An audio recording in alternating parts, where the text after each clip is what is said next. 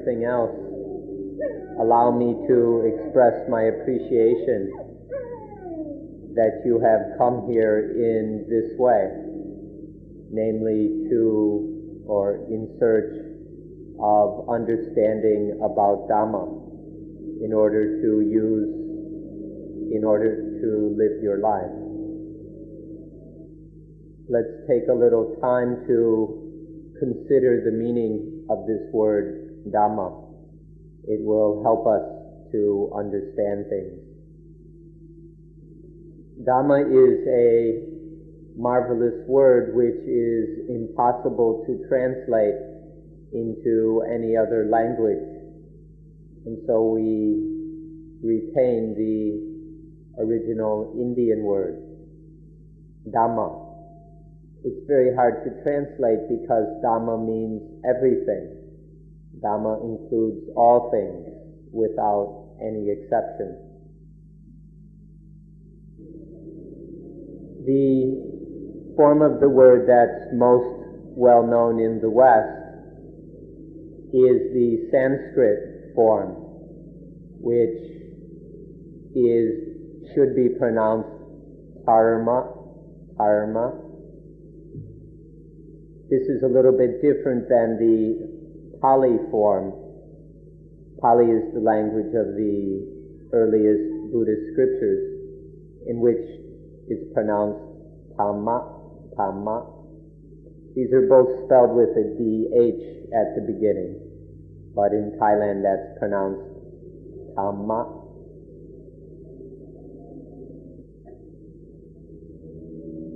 Now both Sanskrit and Pali are languages with an extensive grammar, and so the form of words varies according to the use, person, gender, and so on. Now the form of, if we take the very common, ordinary form of the word, especially as a common noun, then in Sanskrit it's pronounced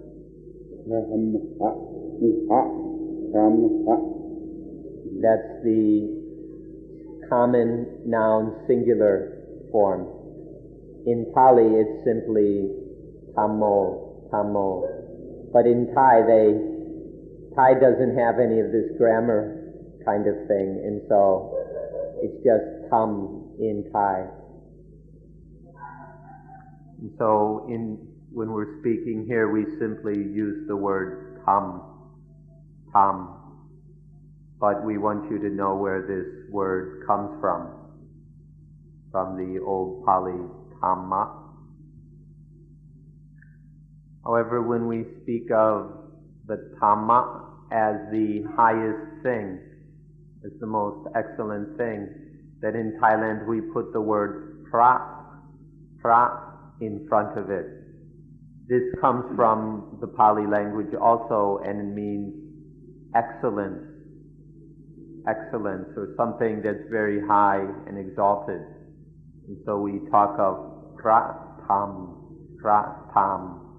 when speaking of the highest Dhamma. Now we come to the meaning of the word Dhamma.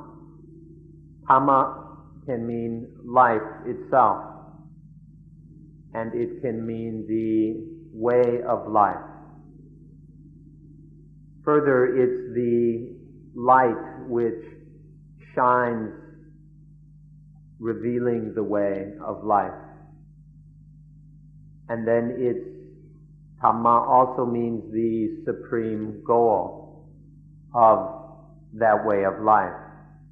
And finally, Dhamma can also mean following that way, living out that way of life.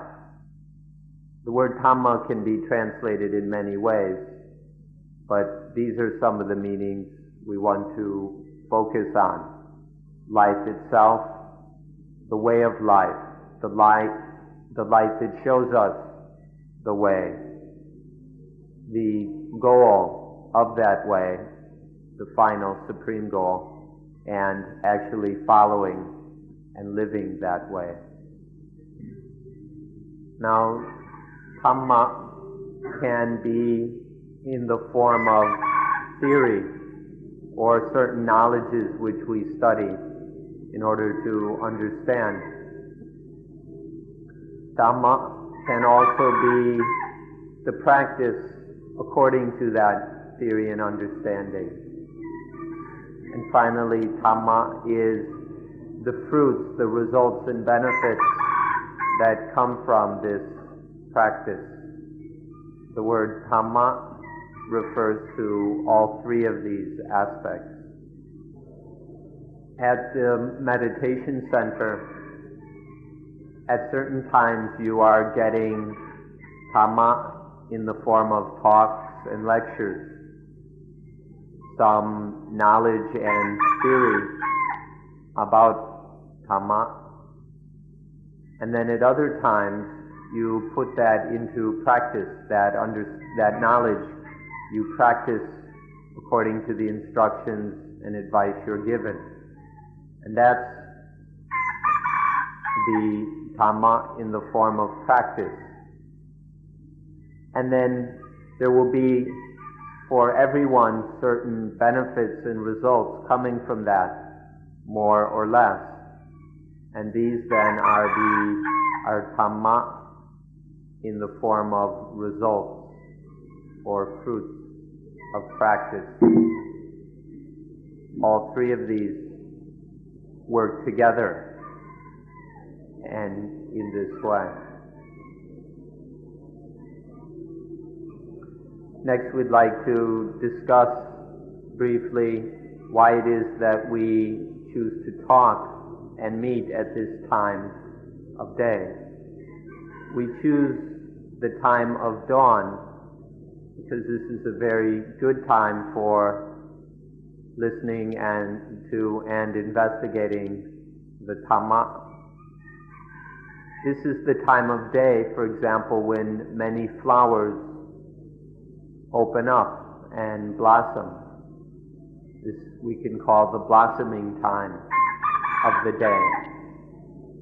Similarly, for us, this is a time when our minds are most receptive, most open, and therefore best able to hear and understand Dhamma. So we choose this time of day, even though it may be difficult for some of you, especially those who like to sleep late.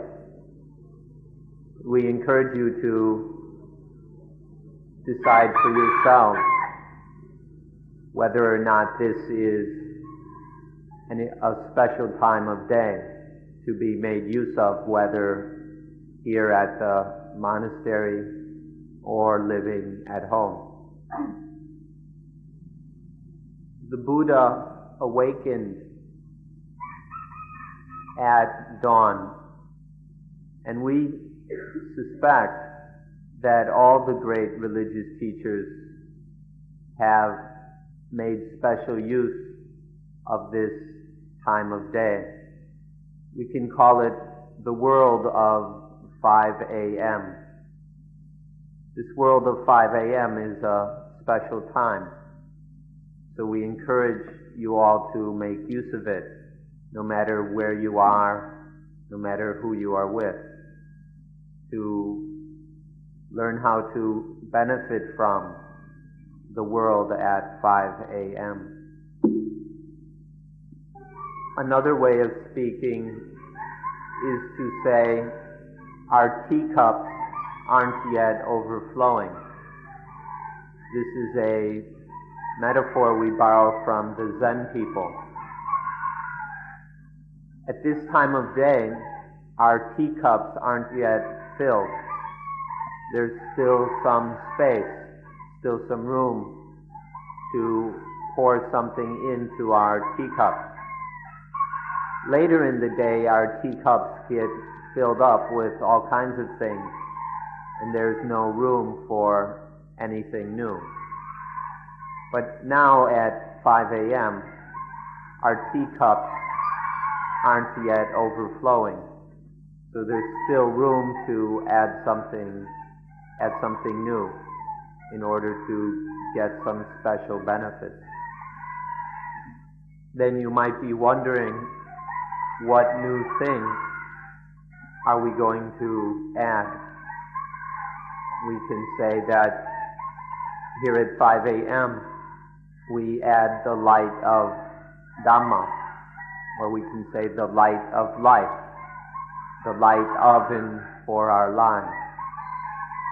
Or to speak in a slightly more monastic way, we can say this is a time to add the light of vipassana, the light of insight and clear seeing.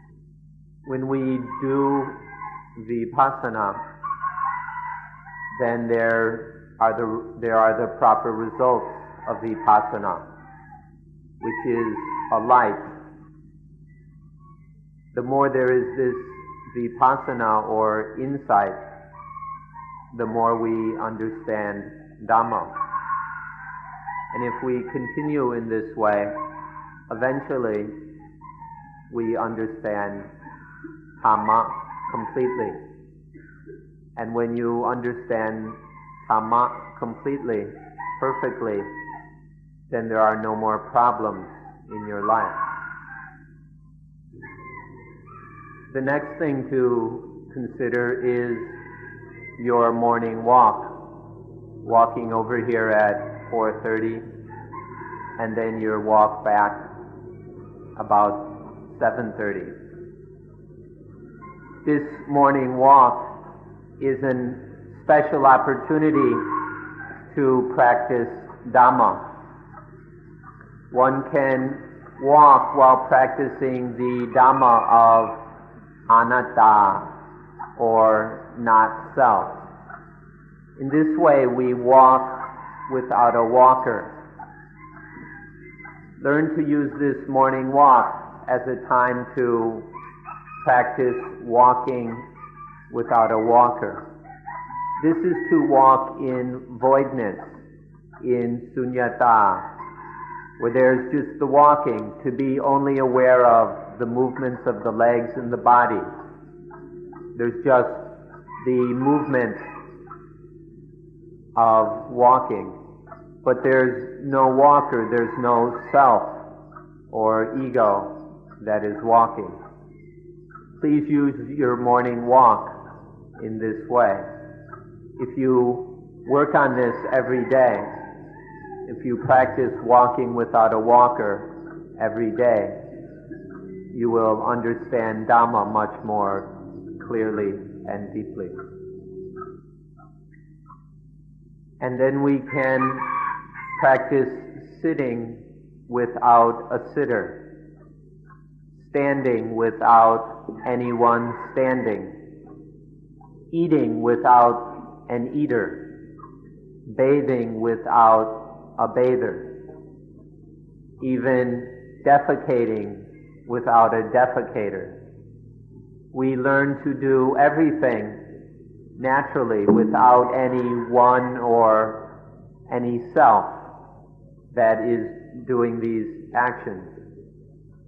Until we can do anything and we can do everything naturally without needing some self, some to do it. So ultimately there is just life. There's life without anyone who lives it. There is life without any self to live it and possess it.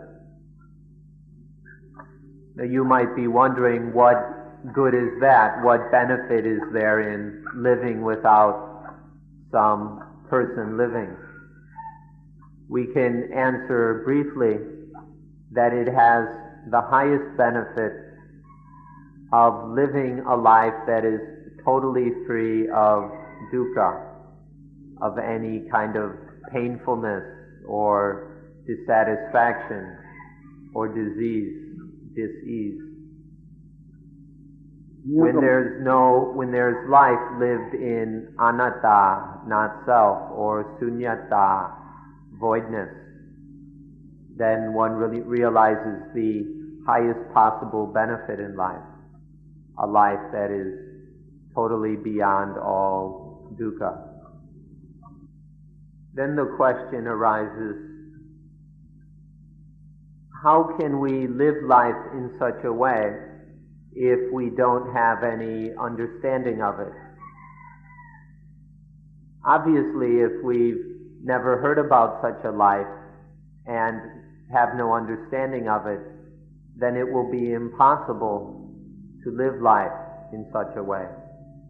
And this is why we search for the Dhamma. This is why we have activities such as this, in order that there will be some understanding of Dhamma so that we can see how to live our lives in the way that we're explaining. And so now we'll take some time to consider the Dhamma, which will show us how to live that way. When we speak of a light in our lives, we can speak in two ways. Light, a physical light, and then a spiritual light. We need to understand both kinds of light thoroughly in order to get the most benefits from it. So we'll look at light in both a physical sense and in a spiritual sense.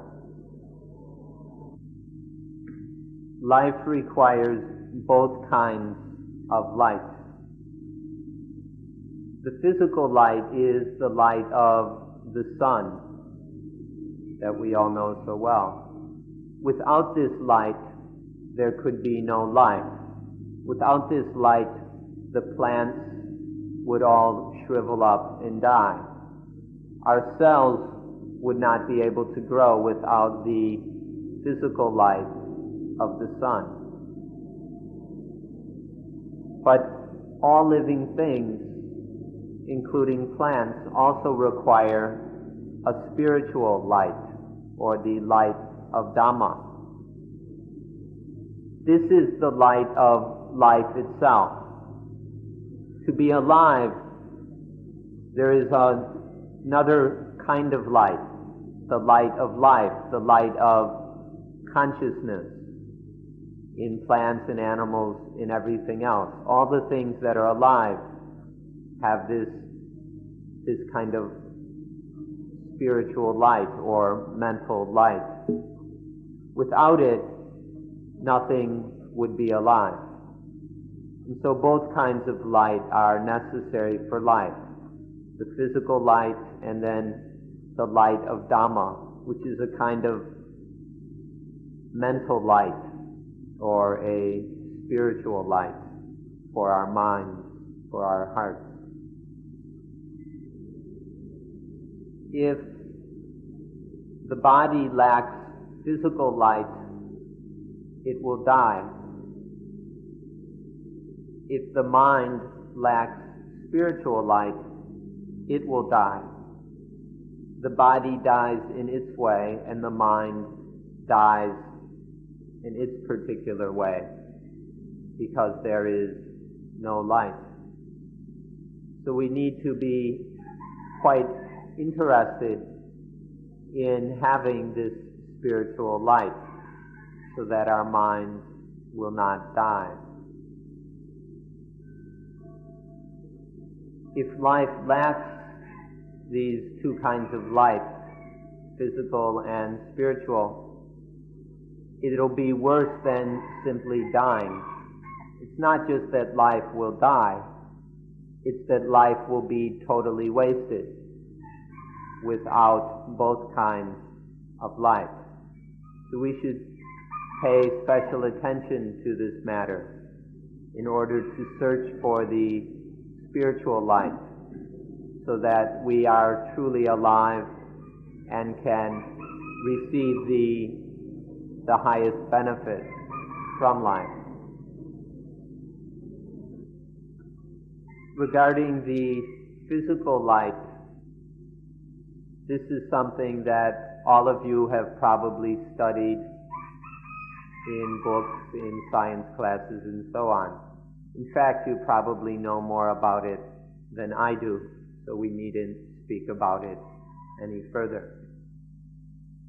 Instead, let's talk about the spiritual light, the light of Dhamma.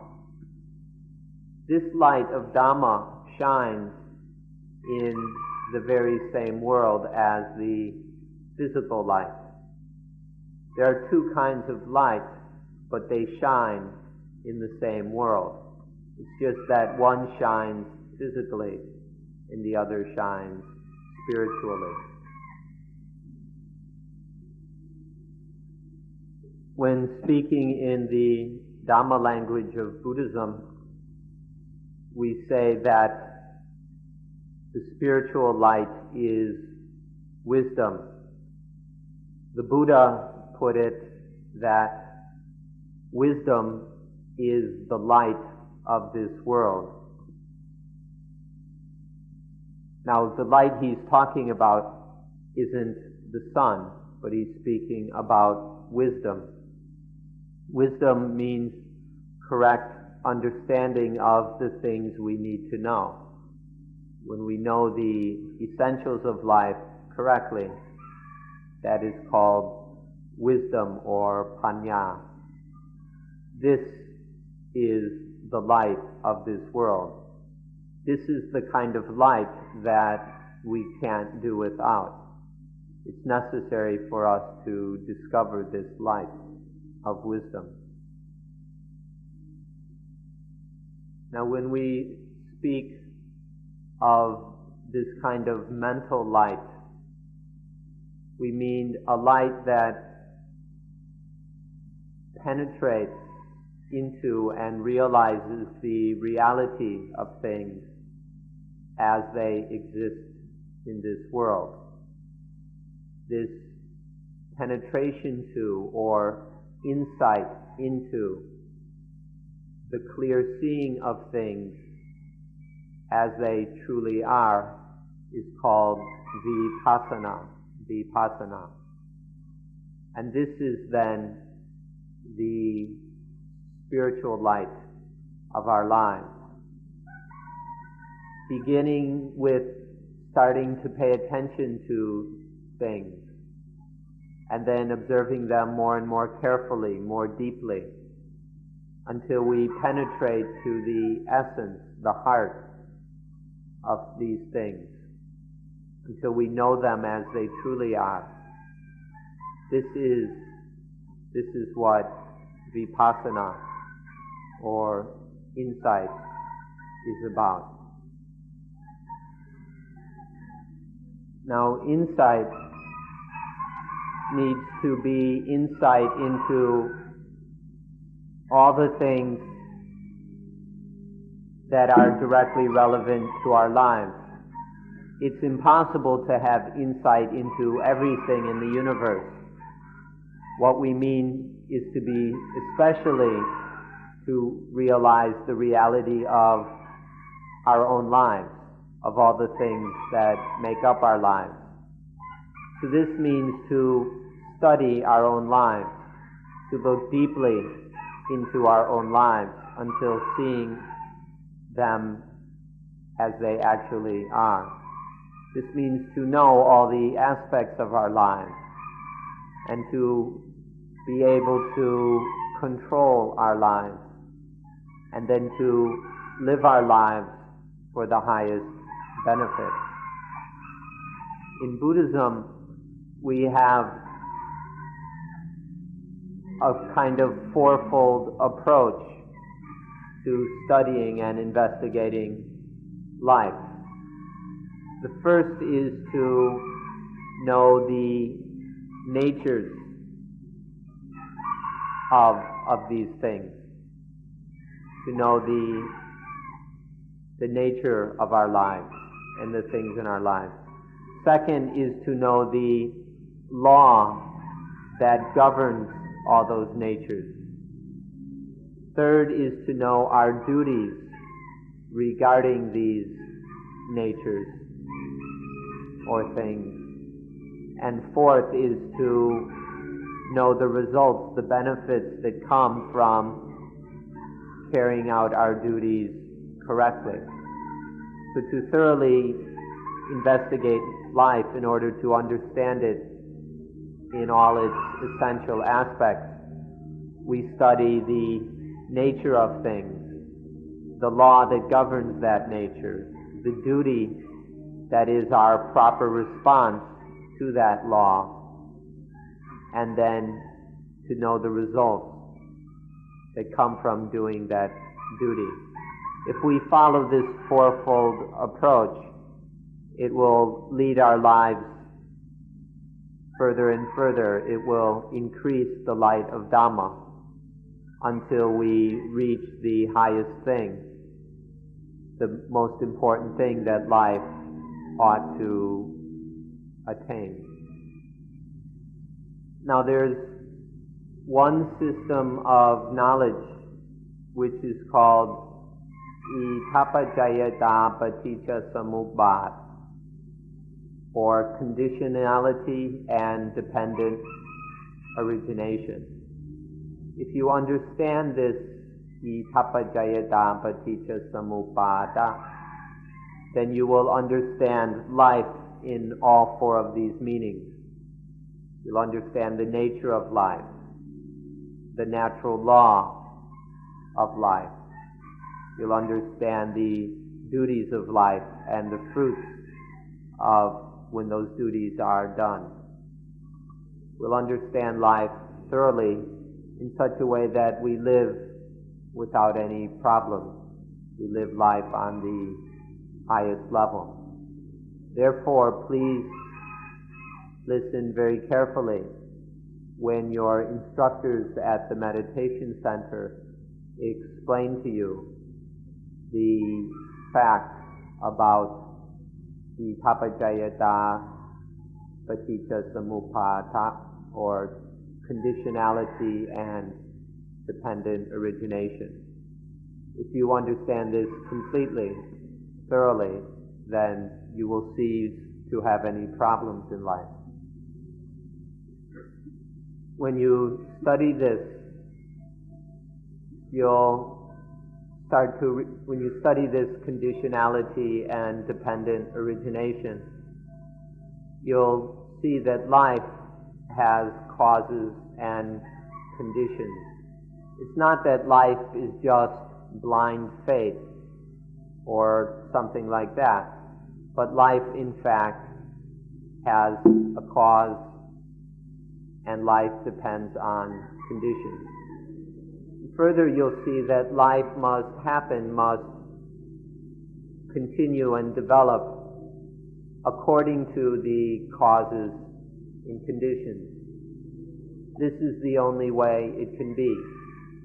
Life depends on causes and conditions, and life happens according to causes and conditions. We will realize this more and more thoroughly and profoundly as we study conditionality and dependent origination. The more deeply we realize this, then we see that we have to live life correctly, in line with those causes and conditions. And when we do so, life will be free of dukkha. Life will be free of all problems and trouble. Now here we speak of the person who doesn't know anything about conditionality and dependent origination as being ignorant. We call such people fools because they don't know how to live their lives in the right way. And so their lives are full of dukkha. They have many problems. They suffer a lot of needless pain. And so we say that they are ignorant. Now here we're inviting and encouraging you to study this matter, to learn about dependent origination until we are very intelligent concerning it. That means we'll be intelligent concerning life. We will know how to live life in the right way so that we can take our lives to the highest benefit, to the highest potential.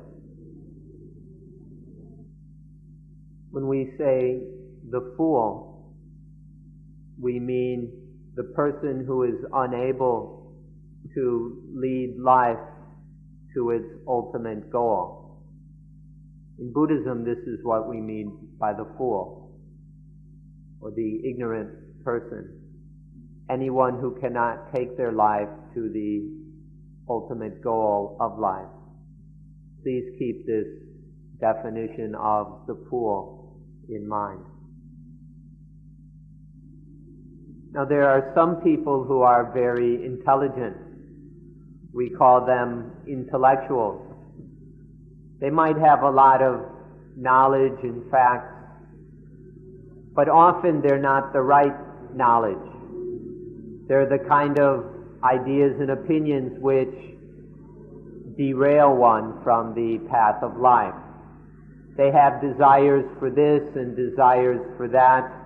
They're carrying on these activities and those activities, which just take one, which prevent them from actually realizing the purpose or goal of life.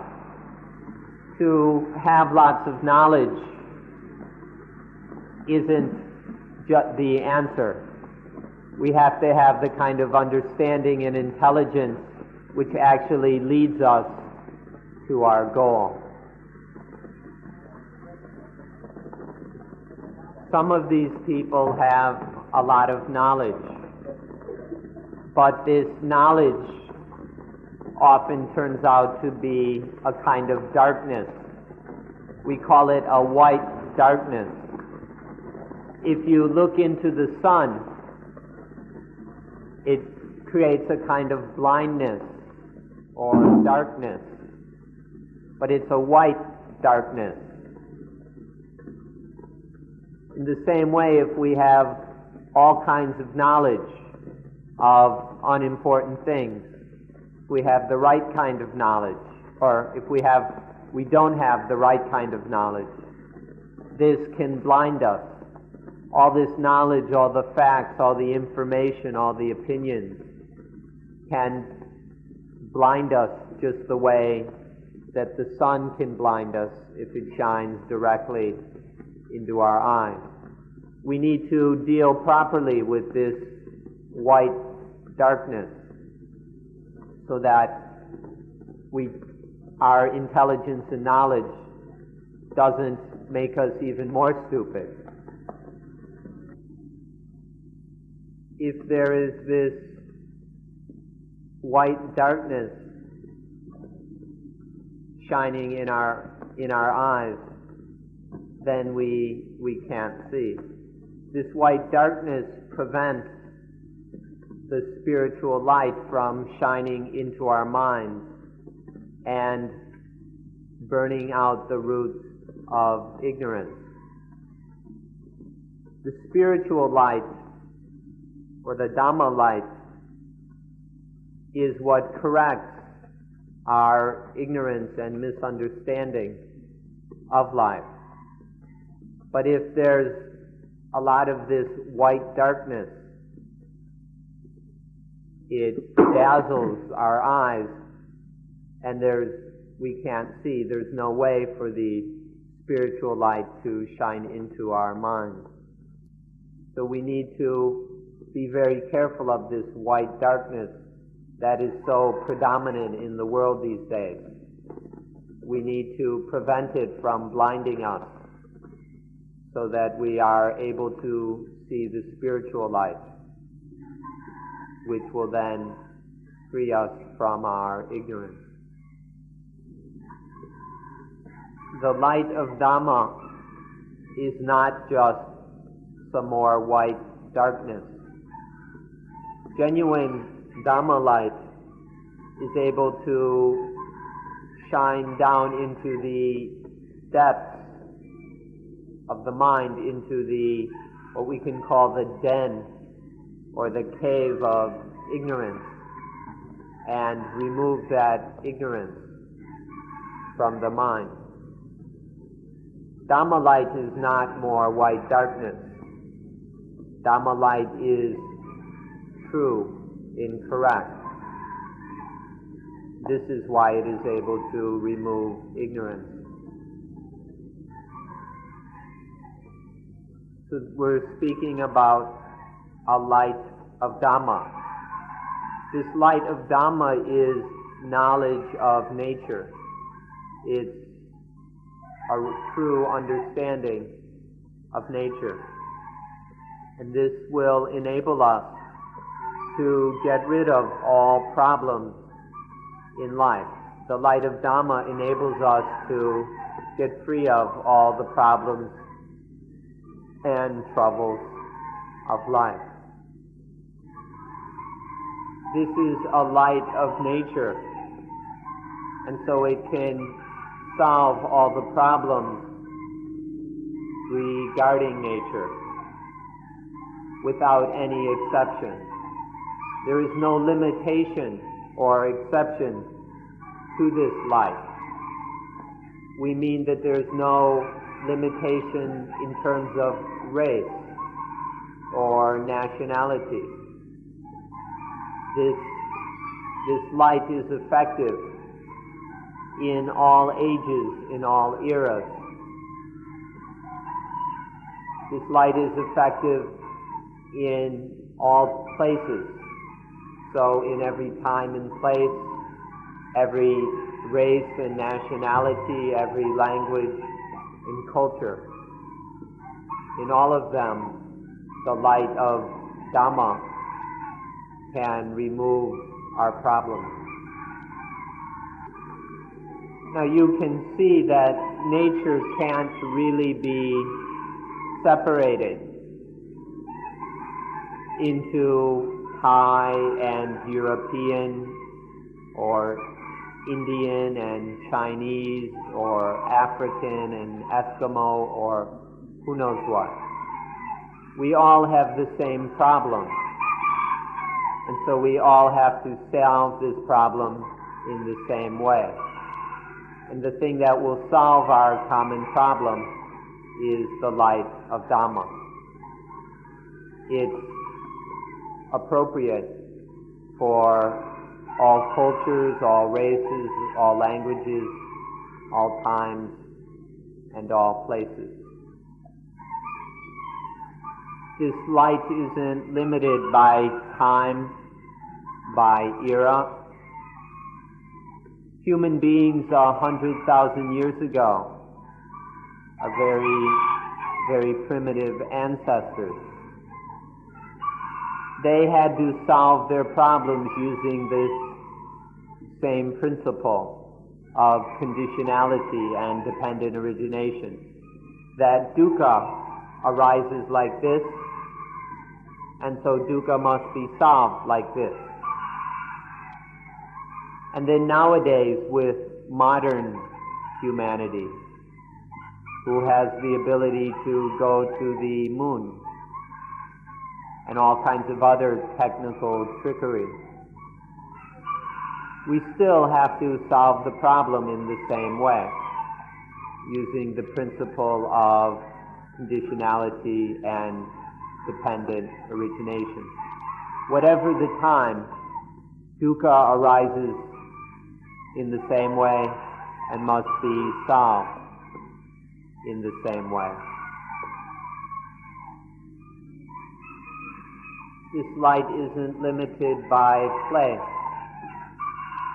Whether Thailand or India, Australia, or the islands of Oceania surrounded by the sea, whatever place, dukkha arises like this and must be solved like this. Even in the heavens of the angels or devas, if there is in fact such a place, dukkha must be solved in the same single way. So this light isn't limited by time or place, by race, by culture, or by anything else. This principle is universal for all humanity. So, our situation is that we don't yet understand the things we need to know, and at the same time, we know about all kinds of things that we don't really need to know. Our knowledge and understanding is excessive instead of being appropriate and sufficient. Since we have so much excessive knowledge, we now live in a world where we're producing all kinds of excessive, unnecessary things. And therefore, peace is very hard to find. Because we don't understand dukkha and how it happens. And because we don't know how life should be lived. We don't know how to deal with life properly. Because of this basic ignorance, we don't have much peace in this world. Therefore, it's necessary to understand this principle of conditionality, of dependent origination. Now, to go into the details of this will take some time, so we'll save it for a later day. But we want you to understand, for a start, that this principle is the kind of understanding that will clear up our misunderstandings and free us from our excessive knowledge and trivia. So please give adequate attention to these facts, or to the law of conditionality and dependent origination. Nowadays we have the knowledge and ability to go to the moon just as if it were a stroll in the park. We have a world full of all kinds of high technology. We've got fancy automobiles. There are computers everywhere, airplanes flying through the sky, all kinds of nifty little toys and tricks that we can carry with us. But in spite of all this knowledge and ability we have, there's no more peace in this world. This technology, this cleverness isn't bringing us any peace, because it isn't aiming for peace. The purpose of this knowledge, all of our knowledge and technology, has nothing to do with peace. It's not concerned with peace. And so the end result is that we have more crises, more war, and more conflict in our world. What we need is a kind of knowledge and ability that is in line with peace, the kind of knowledge and skill, the kind of technology or whatever, which is for peace. But what we've got now ignores peace. It's got a totally different objective and rationale. We need the understanding of conditionality so that we understand how dukkha arises, how dukkha destroys peace, and we need to understand how dukkha can be removed. This is the kind of understanding that will bring us peace. So nowadays our knowledge is excessive, our tools and toys are excessive. So instead of solving our problems, this increases our problems.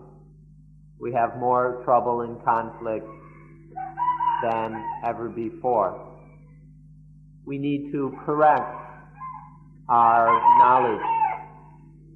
We need to replace it with a right understanding, which can in fact solve our problems. We need to stop blindly accumulating knowledge without looking to see if it's the knowledge that will actually solve our problems. Otherwise, it's just knowledge which blinds us, just more white darkness. We need to find the kind of knowledge that will genuinely solve our problems.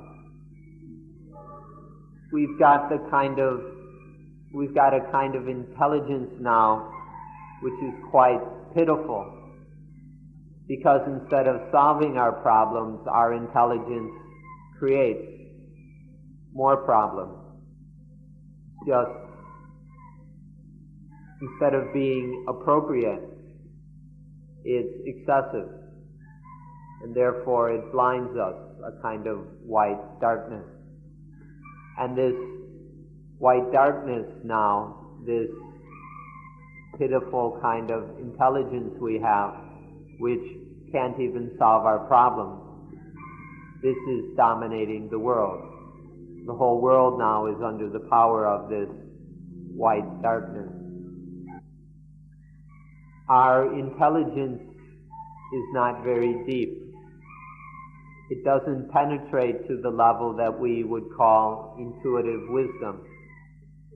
And so it doesn't apprehend and comprehend things as they really are. Our intelligence is not very profound, nor is it relevant. And this is why it is unable to solve our problems, why it is unable to deal with dukkha. Our intelligence doesn't yet know how to look at our own lives. Our intelligence doesn't understand ourselves. Our intelligence is merely objective. There's nothing subjective about it. Our intelligence isn't inner. It doesn't know how to go inside. We aren't able to look deeply into our own hearts and really understand life. So now we need to find some way to peel off our skin and to get deep down into the flesh and meat of our lives in order to have an intelligence that can be called intuitive wisdom. We're not speaking about some understanding that comes from outside. What we're talking about is to have looked deeply into one's own life, into one's own experience, and then to have seen one's life clearly as it really is. What is needed is a spiritual clarity which comes from our own experience. Based on our own experience of life, we have the potential to see everything clearly if we are able to really dig deep into that experience as we live it. So here we hope that you're not expecting to get some knowledge from us, that you're coming here to memorize things, to store up facts, and so on. That's not the kind of spiritual clarity that's needed. What is needed is to see your own experience as it is, to experience your own life in terms of its own reality. And on the basis of this spiritual clarity, we will know what life is, we will know how to live it, and we will know what the purpose of life is. So please don't depend on us or any books or other external sources. Depend only on your own spiritual clarity. Allow us to speak directly. The kind of intelligence we have is merely memorized. It's the intelligence of rote learning. We've got a kind of intelligence which has been passed down from previous generations, traditionally and even superstitiously. So we don't have a kind of light of Dhamma, but we have this traditional memorized sort of intelligence, which is unable to solve our problems because it's not direct enough, it's not clear, it's not true. Now we've got an intelligence which is the slave of desire, especially the foolish, blind desires that have no interest in peace and solely seek fun and games, especially sensual games and sexual pleasures. Our intelligence is merely the slave of this kind of ignorant desire. And so there's no chance that it will bring us to peace. So we need to find a kind of intelligence which is no longer the slave of this desire. We need an intelligence that is seeking peace genuinely. Nowadays, the only kind of peace we want is the peace to indulge our desires. And so we don't have any real peace. We need a true desire for peace rather than the kind of desires we've got. This is the kind of intelligence that can help us. Our intelligence now is not free.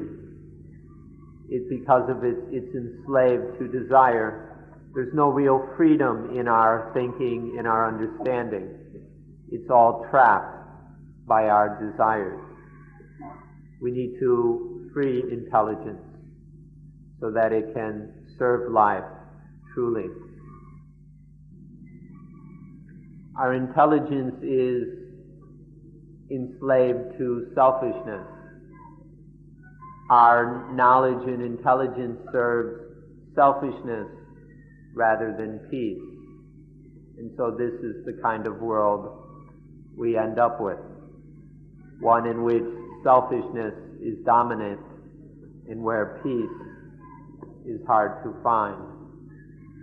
So we need to find an intelligence which is free, which no longer serves egoism and self-centeredness, an intelligence that is free of that.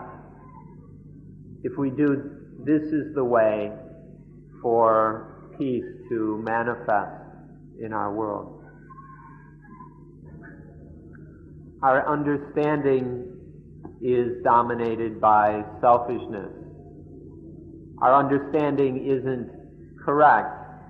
It's a rather foolish and stupid kind of understanding because it's focused primarily on ego, on me. We're full up with kinds of understanding of what I want and how I'm going to get it. But so we don't have any understanding of peace. Because we've got so much stupid understanding, so much selfish understanding, the genuine understanding that allows us to live in peace and true happiness doesn't have a chance to fill our minds. Our selfish ignorance prevents this from happening.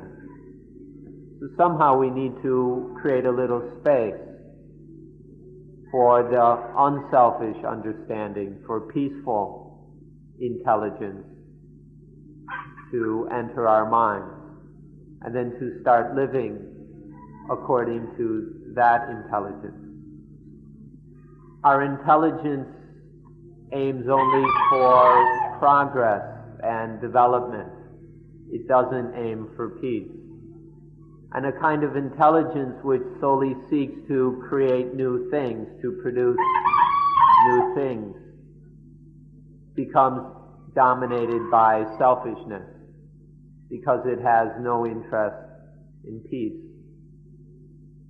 And so as long as our intelligence is dominated by selfishness, we'll have to live in a world that lacks peace. Because selfish intelligence, selfish thinking, selfish understanding won't even bring peace to one person, let alone the world. So we're looking for the kind of understanding that leads to peace. This must be the understanding, the intelligence that is free of ego, is free of selfishness. Our education, the educations we have in the schools, don't serve God, and they don't serve the Dhamma. They don't serve correctness or truth. And so these educations just develop more self-centeredness, more selfish cleverness, which brings on more and more troubles, problems, and conflicts. It's time to educate and train ourselves in a different way, in a way that is aiming for real peace. And education in unselfishness, training in unselfishness, is the only way that will bring us peace. This is the kind of light we need to shine into our lives. Please don't think that this is impossible. Because if you think it's impossible, then it's to just give up and turn the whole world over to ignorance and selfishness. And it's not true that it is impossible. In fact, it's very possible that we can turn our lives around, and instead of living according to selfish intelligence, live our lives according to unselfish understanding and wisdom. This is possible, and from the very moment we begin to take the first step in a new direction, we'll start to experience increasing peace and well-being. As long as we continue in the old ways, we'll constantly undergo stress, conflict, and dukkha. So it's completely possible if we only begin to examine the way things are happening and then begin to train ourselves according to the spiritual light that comes from our own experience. It is very possible, so please work to train yourself in this new way. Physical light, sunlight, is necessary for life, but it cannot solve our spiritual problems. For these, a spiritual light is necessary, the light of Dhamma. We need both of these kind of lights, the physical light for physical life and the spiritual light for spiritual life. So please, now the physical light is there, we don't have to worry about it. But we need to give special attention to this second kind of light, the light of Dhamma, the light of nature and the law of nature. We need to shine this light into our hearts and so it changes the way we see and understand the world, and then to live according to that light. So please don't forget that both kinds of light are necessary. and find this second kind of light. You have to find it for yourself. Nobody can give it to you. But find this spiritual light and let it enlighten your heart. The light that sees the law of conditionality and dependent origination is the light of Dhamma. Once the Buddha said, whoever sees dependent origination sees the Dhamma. This is the same kind of light. The spiritual light that is needed is the light that sees the fundamental law of nature, the law of conditionality, the law of dependent origination. This is the light that will show us the way to our fullest potential in life. This is the light that will show us to the ultimate goal and final purpose of life. So our study has two stages, two aspects. First, we study the truth of things. We study the truth of Dhamma to know all things as they genuinely are. And then we train to make the mind act in according with that truth. We train the mind so that it is in line with the way things are, with Dhamma, with natural truth. So there are two aspects to what we're doing here at the Meditation Center. First, we're trying to understand the way things are.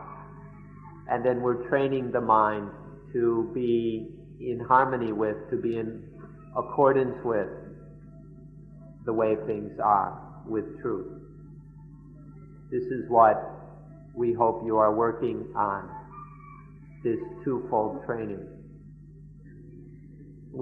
Our time is up, so we'd like to thank you for coming and listening attentively.